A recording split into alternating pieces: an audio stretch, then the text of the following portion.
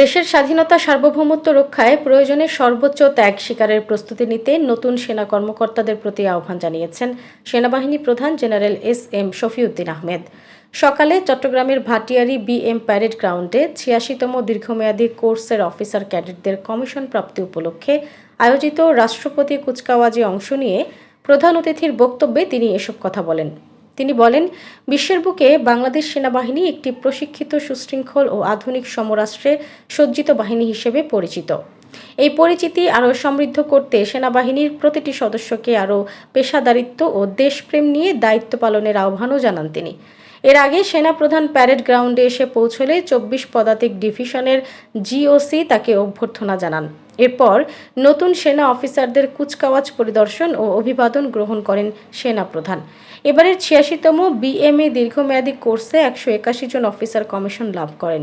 এর মধ্যে ১৪২ জন পুরুষ, ৩৮ জন নারী ও একজন শ্রীলঙ্কান অফিসার।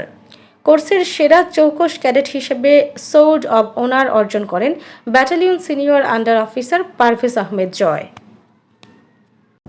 আগামী সেনাবাহিনী যুগোপযোগী হবে, মানুষের প্রত্যাশা পূরণ করতে পারবে এবং সেনাবাহিনীর প্রতিটি সদস্যকে আমি বারে বারে যে কথা বলেছি, সেবার মানসিকতা নিয়ে দেশপ্রেমে উদ্বুদ্ধ হয়ে কাজ করতে হবে। Weed like to sacrifice for the country and the people, সেই মানসিকতা নিয়ে আমরা কাজ করতে চাই।